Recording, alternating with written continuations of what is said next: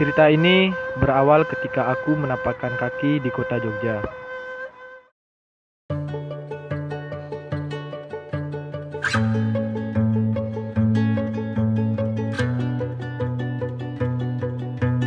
Sengaja aku memilih Yogyakarta sebagai liburanku kali ini.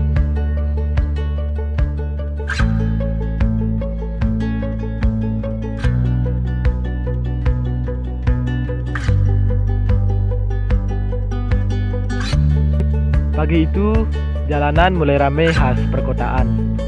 Kendaraan lalu lalang di jalan, dan para pedagang yang mulai sibuk menyiapkan dagangannya.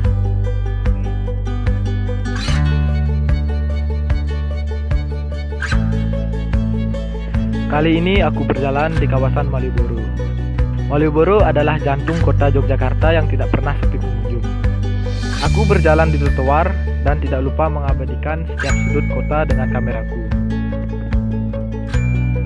Rasa lapar yang sejak tadi menghantuiku, maka kuputuskan untuk mencari makanan di sekitar pasar Beringharjo.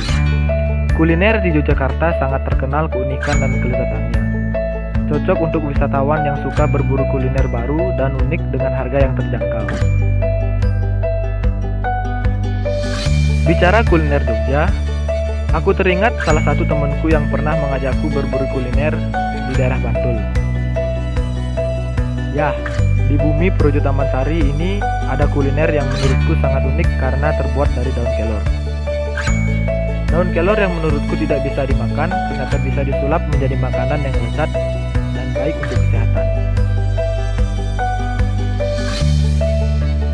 Dengan mengendarai motorku, hari itu juga kuputuskan pergi kembali ke warung angkringan pagi Bobor Kelor. Warung angkringan pagi Bobor Kelor terletak di Desa Pendowoharjo, Sewon, Bantul.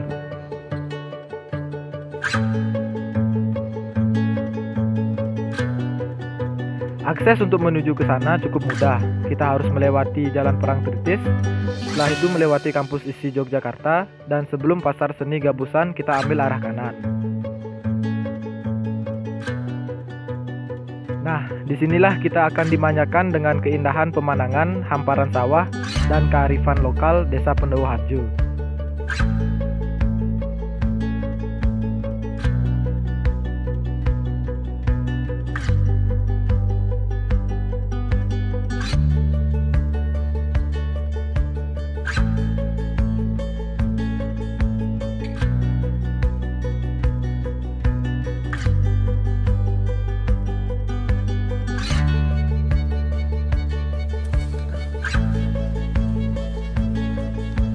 Sesampainya di tempat itu, sudah ada beberapa orang yang sedang menikmati makan siang. Warung ini selalu ramai setiap harinya. Mulai dari warga setempat sampai wisatawan yang sengaja mampir untuk sekedar menyantap menu makanan di warung tersebut. Warung angkringan juga menyiapkan bubur kelor dengan sambal jenggot dan sop kelor. Nah, ini dia Pak Majidi. Pak Majidi adalah pemilik warung angkringan pagi Bobor Kelor. Saya banyak bertanya dengan bapak ini. Dia juga tak segan untuk menceritakan awal berdirinya warung ini, hingga menceritakan proses dan cara memasak bubur kelor tersebut. Awal mulanya jadi kelor hanya saya pergunakan untuk terutama untuk kesehatan keluarga, kesehatan keluarga yang istilahnya karena setelah itu beberapa dari referensi termasuk ini cerita-cerita dari orang tua, kemudian saya juga buka di internet yang manfaatnya banyak, yaitu jadi untuk kesehatan keluarga.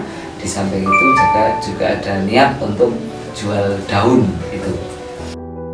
Anak saya itu kan pelajaran sebelah di kampus, baru nganu bola terus mau lari itu nganu paha yang sebelah kanan itu kan tarik langsung saya bawa ke yang terapi cedera olahraga, terus sama yang terapi cedera olahraga itu suruh konsumsi daun kelor.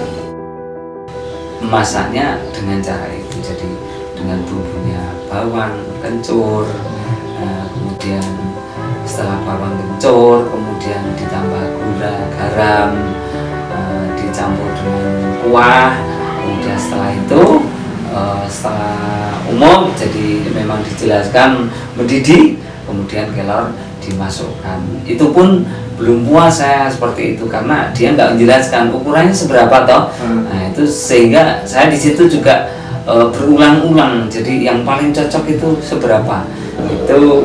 Nah, akhirnya dengan bumbu yang itu yang sudah pas itu saya kembangkan artinya saya bisa berani membuat agak banyak tapi tetap dengan ukuran. Jadi tadi ukurannya hanya kecil atau satu, nah, ukuran satu aja, satu porsi. Setelah itu saya buat bisa sampai dengan 50 porsi, langsung dengan 50 porsi tapi dengan ukuran yang sudah kita tentukan. Teh itu dulu pernah membuat, tetapi akhirnya saya agak takut karena itu mesti higienis sekali itu.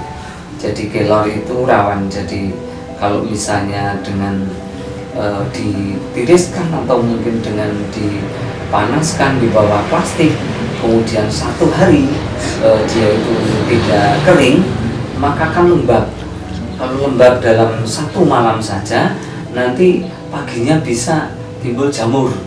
Nah, oleh karena itu kalau kelor itu yang setelah itu dengan pengalaman yang seperti itu saya nggak berani dengan bikin semacam teh ya, tapi bukan teh kan, kelor lah, kelor istilahnya, kelor minuman kelor gitu, saya nggak berani. Terus akhirnya kelor yang masih bagus juga itu saya urut seperti kalau mau dimasak, dibobor, tapi saya jemur.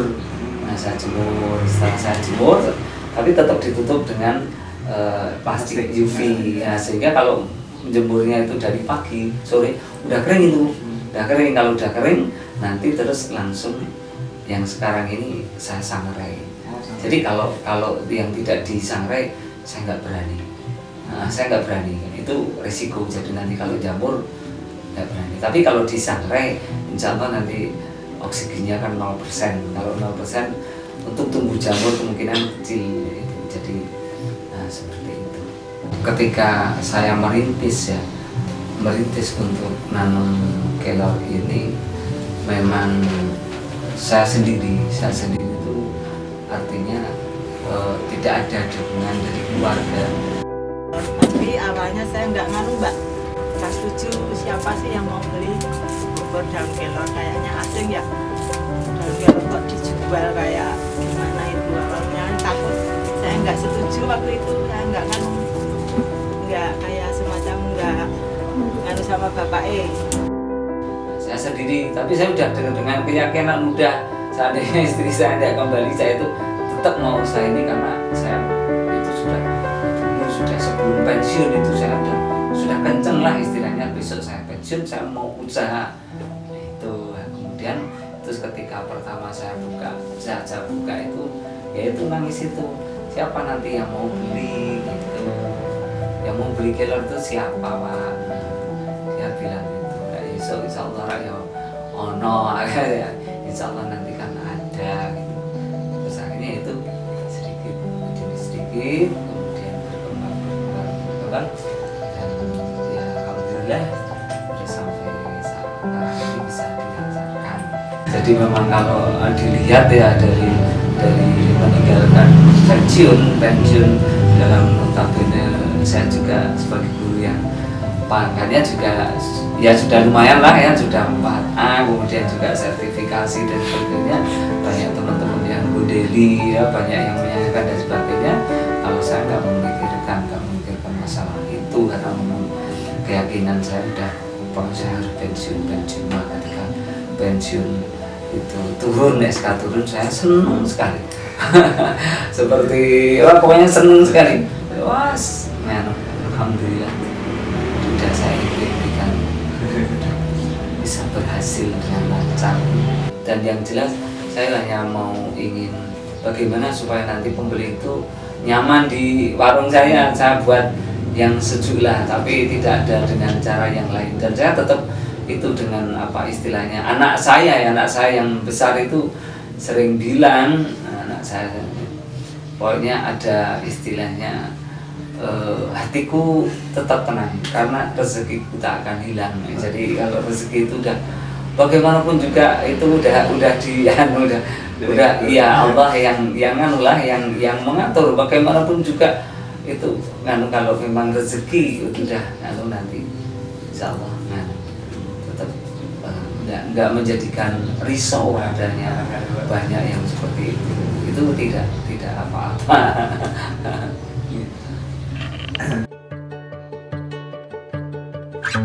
Kelor ya, ya tidak seperti yang saya bayangkan, karena daun kelor kan langu, ternyata banyak ini manfaatnya. enak juga ya.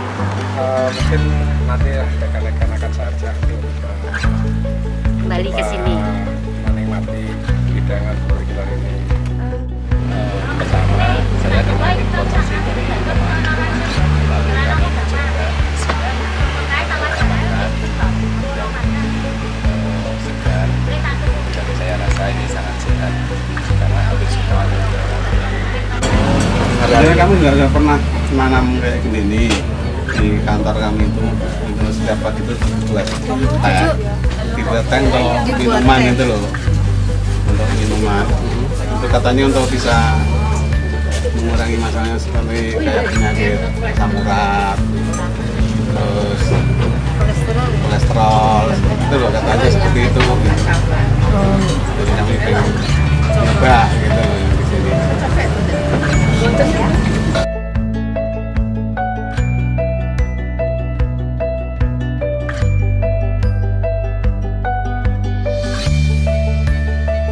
Rasa lapar mulai terasa lagi, dan kebetulan pesananku sudah datang.